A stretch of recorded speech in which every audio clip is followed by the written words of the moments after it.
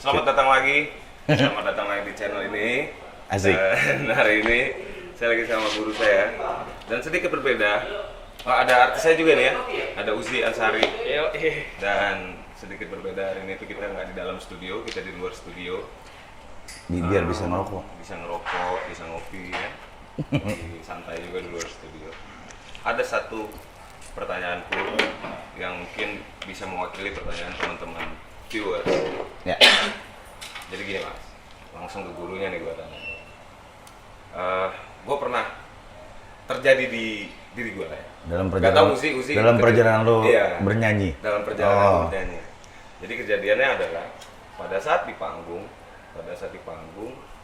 simpelnya gini, aku nggak dengar suaraku sendiri. Aku nggak dengar suaraku sendiri. Dan pada akhirnya ada nada-nada yang pitchy. Oh yoi. Ada maksudnya secara monitor gitu? Ya, jadi ketutup sama semua instrumen yang ada. Oke. Semua instrumen yang ada dan pada akhirnya suara aku nggak bisa monitoring suaraku dan terus akhirnya pitchy kedengarannya. Pasti. Pitchy kedengarannya. Nah, aku pengen Mas kasih edukasi ke teman-teman, ya kan langsung sama gurunya. Cara menanggulangi atau solusi keadaan seperti itu dan lu pokoknya udah nggak bisa ngapa-ngapain lah. Iya. Lu udah ngomong gini tetap aja gitu kan. Iya, dan seberapa pentingnya monitoring di atas panggung itu buat seorang vokalis. Oke. Nah, lu pernah nggak gitu? Pernah juga ya? Lu manggung. Oh ya, lu males nggak? Males banget. Iya, lu manggung, lu suara lu nggak denger gitu kan? Dengar tapi ketutup sama. Iya, maksudnya kalah. Iya. Ini musiknya segini, lu segini lah Jadi gitu. awalnya yakin tuh kan nyanyi yakin wah ini udah pas nih, udah pas. Giliran denger jejak digital nih. Iya. Kenapa jadi fals? Iya. Itu memang dan itu pasti akan ditemui semua penyanyi. Pasti. Itu baik di acara TV, broadcast karena mereka lebih mementingkan hasil broadcastnya. Yang di panggung dikalahin gitu.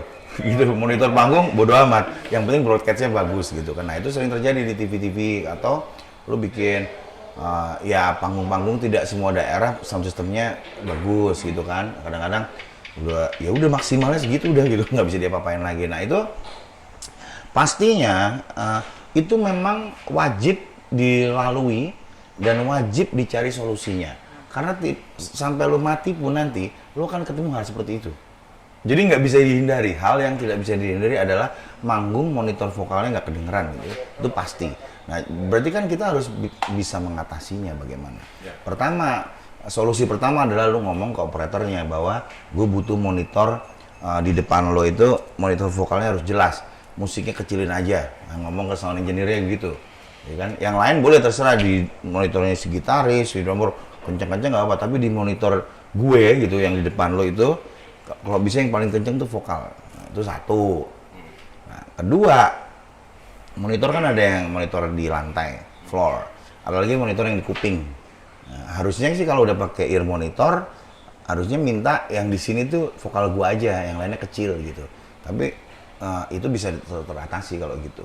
Tapi kita ambil yang paling jeleknya aja. Udah minta monitor di vokal digedein, udah minta di kuping yang gede vokal doang, tetap enggak juga dong gitu kan, kusut kan gitu. Nah inilah solusinya adalah pertama tuh paling simpel adalah ini kupingnya ada bagian yang nonjol di sebelah sini yang dekat lubang kuping itu, ini lu tutup begini, coba tes tutup, jangan gini dong, sebelah sana dong kuping lu.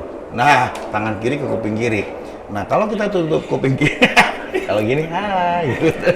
Gini dong, gini. Nah, kalau kita tutup kuping kiri atau kuping kanan, itu suaramu akan kedengeran di kepala, bener nggak? Nah, kayak orang azan, men. Allahu Akbar. Ya, itu kedengeran di kepala aja. Sehingga walaupun suara lo nggak kedengeran di situ, lo dengar suara lo seperti di sini. Cuman kan kalau manggung, masa nggak mungkin sepanjang lagu kan? Jelek banget gitu dilihatnya. Firza tadi pas datang dia udah ngomong, apa kita pakai earplug aja? Ya bener. Solusi kedua pakai earplug yang buat nutup kuping tuh loh. Dia kalau berenang atau enggak ada earplug buat drummer. Oh ya. Ada earplug. Nah, cuman jangan pasang dua-duanya. Kalau pasang dua-duanya lo nggak denger musiknya. Jadi pasang satu, terserah di sebelah kiri atau sebelah kanan sampai suara lo tuh oh kedengeran dengung di sini. Nah itu solusinya seperti itu. Nah solusi yang terakhir itu bukan solusi, ini adalah pencapaian. Nah ini pertama kali gue terjun ke dunia tarik suara dan industri musik, gue kaget-kaget sendiri lihat apa coba penyanyi dangdut men. Penyanyi dangdut itu, lu kebayang dong main di kampung-kampung ini, sound systemnya jelek deh waktu itu pokoknya waktu itu. Kalau sekarang ya, dangdut udah keren-keren. Waktu era gue tahun 90-an, 80 akhir itu sound dangdut itu ya begitu dibanding sound system pop. Kalah lah, dangdut tuh jelek banget tuh. Monitornya vokal musiknya kencang banget, monitornya nggak ada dan mereka nggak ada yang fals dong. Gue bingung sendiri, belajar vokal enggak, otodidak, tapi nggak pernah fals. Nah ternyata itu juga faktor dari apa masalah rekaman di otak. Kayak lu tadi kan cerita. Tapi kalau gue nyanyi gue sendiri, gue nggak pernah kayak gitu ya. Kenapa begitu? Karena otak lu udah nyimpen memori nada itu. Jadi lagu itu udah di luar kepala. udah refleks. Kayak kalau di Islam tuh Al-Fatihah. Emang kalau gue bilang, "Ya, lu ingat Al-Fatihah nggak?" Emang lu mikir langsung? Oh, iya, nggak perlu mikir. Langsung nggak boleh. Nah, seperti itulah kalau kita lagunya udah nyantel di sini, mau musiknya kenceng banget, vokal kita nggak kedengeran, nggak bakal fales. Gitu. Nah, itu kan pencapaian. Nah, itu berarti lu udah buka gerbang gitu tuh. Baru buka gerbang untuk pencapaian bahwa lu nggak perlu monitor vokal, lu tetap mampu nyanyi nggak fales. Nah pencapaiannya emang learning by doing. Jadi makin sering lu manggung dengan kondisi itu, nanti lu akan menemukan cara bagaimana lu denger suara lu sendiri tanpa harus begini. Jadi sebetulnya kalau tekniknya benar, itu kan rasanya di sini. Ya. Rasanya itu dari di atasnya gigi atas. Itu kerasa di sini tuh. Iya, kalau nah ini belum ke kepala nih. Nah lu bakal fals kalau gitu. Tapi kalau suara lo udah rasa bukan colornya, gue nggak bilang warna suaranya harus bersih apa enggak. Rasanya tuh harus di atasnya gigi atas. Dari tulang hidung di muka sampai ke pipi sampai ke sini makin tinggi makin ke kepala. Nah, wilayahnya udah di sini nih. Dari sini ke atas. Lo kan bisa main gitar kan? Lo tau nggak kalau gitar lo fals itu bunyinya misalnya teng teng ini teng teng yang bawah kurang, dia akan ada getaran-getaran yang nah itu akan terjadi di kepala lo nanti. Jadi pas lo misalnya nadanya jeng jeng jeng jeng jeng jeng jeng jeng harusnya ya kan nah itu di sini lo nyaman. Giliran lo fals sedikit harusnya lu di sini itu di sini langsung nggak enak gitu. Nah itu pencapaian kalau itu. Nanti lu akan ketemu, itu akan nemu sendiri kok. Makin sering lu ketemu problem itu lu nanti akan nemu bahwa oh kalau rasanya begini nggak bisa ditulis tuh kan, nggak bisa ditulis. Lu akan nemuin bahwa kalau lu fals tuh kepala lu nggak enak. Nah pencapaian akhirnya itu, nah itu yang terjadi sama penyanyi dangdut nih. Penyanyi dangdut itu berangkat dari sound system jelek di kampung sampai jadi ngetop di main di kota, bayarannya gede-gede banget. Orang dia sound system jelek aja keren, apalagi kasih sound system keren, lebih keren lagi gitu. Dan mereka otodidak, nggak ada belajar do re mi fa sol la si do, nggak ada. Dan keren-keren aja gitu. Kenapa? Karena udah mendarah daging. Dari Jadi kecil, terbiasa, ya? bapak ibunya itu dangdut, Melayu dangdut. Jadi udah di badannya dia dangdut itu. Jadi nggak pakai belajar dari kecil udah dengerin bapak ibunya nyanyi dangdut, dia nyanyi dangdut. Nah, gimana caranya itu ada di lu gitu. Sampai nyanyi itu bukan hal yang mikir gitu. Gitu kan. Cengkok dangdut itu kan begitu. Nah, lu misalnya lu mau pop, mau rock, lu akan nemu cengkoknya. Cengkoknya pop, cengkoknya rock, R&B, jazz yang tidak mikir, yang keluar sendiri gitu. Kasarnya gini. Ini lucu-lucuan. Bintang kecil tau kan? Bintang kecil di langit yang biru ya? Oh udah biru sekarang ya? Karena pandemik semua, jadi dulu yang itu jadi biru sekarang. Bintang kecil di langit yang biru, amat banyak menghias angkasa. Nah lu kasih penyanyi dangdut, nyanyinya nggak bakal gitu. Bintang kecil di langit yang biru, itu nggak dibuat-buat, itu udah soul. Dan itu terjadi di perjalanan gua ngajar. Jadi solnya tuh udah minor men, bukan mayor. Do re mi fa sol la si do. Satu-satu. Do re mi, bener. Fa sol la si do. Coba pakai a. Coba digabung. Gitu sendiri men. Gue menemui itu pas ngajarin penyanyi dangdut. Penyanyi dangdut yang bukan anak kota ya, bener-bener dari kampung mana gitu. Itu udah soalnya udah begitu, nggak bisa suruh lempeng. Nggak bisa. Udah gitu sih. Itu nggak digitu-gituin, lurus, nggak bisa. dan akhirnya gue nggak boleh maksain dia dengan cara gue. Akhirnya gue yang ngalah, tapi yang penting produksi suaranya bener. Nah, gue dapet teknik tajud dari penyanyi dangdut. Gue tanya, emang lu denger lu nyanyi suara lu? Enggak, katanya. Lah, kok lu bisa nggak fales gitu? Ya ngerasain aja bang di kepala, kata gitu. Itu dari dia gitu. Dan gue pelajari juga secara ilmu vokal yang benar, memang suara tuh harus di sini gitu. Kalau suara lu udah di sini, lu di kepala, dari sini ke kepala, itu lu nggak bakal fales. Kasarnya musiknya mau kencengnya kayak apa, lu nyetep. Misalnya, apakah di sana ada?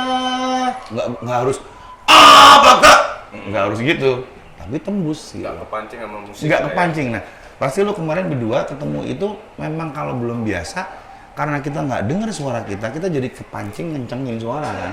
Sehingga jatuhnya jadi pakai leher. Padahal sebetulnya lu ngeredam itu tetap begitu aja. Nah, cara paling efektif yang instan, ini ilmu jalanannya adalah lu nyoba nyanyi pakai gitar akustik. Tapi jangan lu yang main, kan nggak konsen. Orang lain main gitar akustik, terus lu pakai mic tapi. Gitar akustiknya gitar akustik elektrik yang dicolok ke ampli itu. Nah, itu kan bukan band kan. Jreng. Nah, lu biasa ngeband. Kalau biasa ngeband volumenya kan segini. Nah, lu nyanyinya pasti segini. Waktu dijadiin gitar akustik tuh segini, nggak ada drumnya, nggak ada apa. Lu pakai cara nyanyi di band, kekencengan men. Gitarnya, aku lama, kekencengan, orang langsung males denger. Ini apaan sih, berisik banget gitu. Nah itu kalau di teknik vokal namanya vocal compression. Jadi kompresi vokal. Jadi gimana caranya vokal lo kayak dikasih. Makasih. Nggak pakai sih, biar aku pakai aja sih. Aku pakai aja sini. Dia suka gini ini hobinya buang-buang handphone. Kadang buang di pasar, di mana. Kita ngambilin aja handphone. Nah gitu, jadi ini gue kasih teknik instan, cara instan untuk mengatasi hal yang lo tanya berdua tadi. Jadi gitar colok ampli juga jangan dipelan-pelanin, gitar normal aja. Dreng, terus gimana caranya? Cara nyanyi akustik. Kalau cara nyanyi band kan volumenya segini. Berarti untuk mencapai volume yang dekat ke gitar akustik, lu harus mengompres suara lo gitu. Nah, sehingga tidak berisik gitu. Sehingga dia orang-orang yang dengar nyaman. Nah, itu namanya vokal kompresi gitu. Nah, itu yang harus dipelajari. Nanti di rumah coba aja gitu. Gitar colok ampli terus lo nyanyi tapi nggak boleh kekencengan. Rasanya nggak boleh berisik. Gitu. Contohnya gini lah. Lagunya Bruno Mars, Talking to the Moon, misalnya gitu kan. Misalnya itu kan kata-katanya I know you're somewhere out there, somewhere far away. Nah, kalau itu band, lu pasti nyanyinya I know you're somewhere out there, somewhere far away. Habis itu lu akustikan manggung. Lu pakai cara ini, ya penontonnya keberisikan kan. Jeng. I know you're somewhere. Ini apa sih, ini langsung bubar semua penontonnya. Nah, karena gitarnya jeng, lu harus neken kok pakai volumenya jangan diduk gituin, tapi kayak I know you somewhere out there, somewhere far away, I want you back. Nah, belajar vokal kompresi itu penting karena hal seperti itu. Dengan cara mengompres vokal seperti itu malah teknik suara lo jadi bener. Nggak ngotot-ngotot, nggak teriak-teriak, tapi nembus. Bisa dibilang gini nggak sih mas? Kalau mau kompresi Iya, voice kompresi, tadi itu bisa, kalau buat teman-teman yang lebih Iya. sederhananya mungkin bisa nggak kalau kita bilang gini, kita mensuges diri kita dengan nyanyi yang tadinya kencang, tapi kalau mau dikompres itu kita kasih soul sedikit. Nah, bisa. Bisa ya? Bisa. Nah, itu next-nya. Number one-nya adalah volumenya kurangin, gampangnya gitu. Volume suaranya kurangin. Mulai sekarang kalau teman-teman yang mau belajar vokal kompresi, belajar nyanyi apapun yang biasanya sekeras ini, ada rambut nih men, apa nih? Oh, rambut gue. Itu menjadi seperti ini. Itu kan nahan gitu, nahan. I know you somewhere out there, somewhere far away, nggak ngotot, kayak ngomong aja. Nah itu juga, itu istilahnya sama dengan singing with speech level, menyanyi dengan level bicara. Kalau lu ngomongnya kayak gini, gue ngomong kayak gini nih sehari-hari, ayo nyanyi. Gue ngomong sehari-hari kalau nadanya tinggi ya segini ngomongnya, berarti nyanyinya I know you somewhere out there, itu singing with speech level. Kalau nggak singing with speech level, gue ngomong sehari-hari kayak gini, ayo nyanyi I know you, susah, beda. Ada lagi malah kebalikannya, ngomong kayak gini, gue ngomong kayak gini nih bang, ayo nyanyi I know you somewhere, itu kepelanan kalau itu. Jadi gampang banget. Lo belajar nyanyi dengan cara lo berbicara, volumenya. Kan kalau ngomong nggak mungkin ngotot bener. Nggak mungkin lo ngomong, woi, gue bagi rokok dong, rokok gue habis. Nggak mungkin lo ngomong kayak gitu. Oke, rokok gue habis, bagi rokok dong, rokok gue habis, kan gitu. Nyanyinya dibikin kayak gitu. Nah itu latihan vokal kompresi itu kayak gitu. Berusaha menahan sama dengan ngomong gitu. Pokoknya serileks mungkin, karena ngomong itu paling rileks. Ngomong tuh refleks, nggak pakai mikir, dan sininya pasti rileks. Nggak ada orang ngomong ngotot-ngotot, kecuali lu connect bis. Bleng, bleng! Oke, nah itu memang Pas ya, pada pas. tempatnya. Kalau dia nyanyi pasti begitu, main kenceng banget pasti. Itu connect Metro Mini itu kalau nyanyi pasti kenceng banget. Tiap hari begitu ngelawan bunyi diesel, cuk, dia harus, woi! Nah, kalau misalnya Minum dulu. teman-teman belum terlatih dengan cara yang seperti itu, misalnya, dan tiba-tiba kayak kita kemarin nih, Iya, kejadian. ketemu kejadian nih, berat tiba-tiba kan. Nah, apa yang harus kita lakukan di atas panggung? Itu kan berarti kan dadakan dan harus mengatasi secara instan kan? Nah, kan kita nggak refleks nih, belum terlatih kan? Ya, refleks. terpaksa lu gini supaya dengar suara lu. Tutup kuping lu sebelah, yang kiri boleh, yang kanan boleh, sampai lu dengar suara lu gitu. Misalnya teman-teman bandnya protes, kenapa sih lu tutup kuping? Ya abis gue nggak dengar vokal gue, lu ngomong gitu aja. Gue nggak dengar suara gue di monitor, jadi gue nyanyinya gini biar gue dengar. Gue bilang, Om, waduh enak banget lu. Itu siapa yang pesan? Siapa tuh? Ini channel Lu sih, yang wah, saya- bro, kayaknya kalau gue dikasih itu enak banget bro. Ini menggiurkan banget nih. Jadi buat teman-teman kalian bisa datang ke sini ya, ke Ini bengkel vokal Dokat. bengkel di sini. apa? Di depannya ada coffee shop. Seteras namanya. Teras. Di Cari jalan meeting namanya. Jalan Melati nomor 14A Ampera, dekat Taman Kajoe, Kayu. Sampingnya Ampera Garden Food Festival. Nah, jangan salah masuk ya. Kemarin gua salah masuk. Mas. Oh ya, itu Gua Jalan masuk Melati. ke itu, ke food court itu gua masuk. Oh iya? Kan gangnya sebelah-sebelah. Yoi, sebelah-sebelah. Pas mau kemana salah masuk. Yoi. Nah ini suasana bengkel vokal kayak gini nih, tempat waiting roomnya tuh santai-santai gini, bisa ngerokok kan, itu udara terbuka. Jadi gimana kalau dadakan toto latihan band atau manggung, suara lo nggak denger, tutup aja kuping lo sebelah apa sebelah sini, itu pasti akan insya Allah akan dapat kontrol. monitor yang- Betul. Solusinya cuma itu, Mas. Hah? Solusinya cuma itu. Cuman itu, nggak ada lagi. Sehingga lu nggak terpancing untuk ngerasin suara lu karena lu nggak denger. Itu kan refleksnya kita tuh. Refleksnya kita tuh kalau nggak ada di situ. Pasti kita jadi gitu. Nah, supaya nggak terjadi seperti itu, lu nyanyi sambil nutup kuping sebelah. Nutup kuping sebelah, gitu. Nggak ada gitar sih ya. Kalau ada gitar Jadi asik ya. bisa dicontohin kan. Iya, nggak kalau ada gitar kita nyanyi-nyanyi maksudnya. Iya, gitu. Ya udah, Mantap. gitu aja. Dia ada mau ditanya lagi. Yang mau tanya nggak, Ji? Jodoh, perjodohan, apa? Kerjanya di mana cocoknya? Itu aja sih, monitor itu sih. Penting kan soalnya. Penting. Terus ini bonus. Kalau mau jadi penyanyi, subscribe, share, like, komen video ini.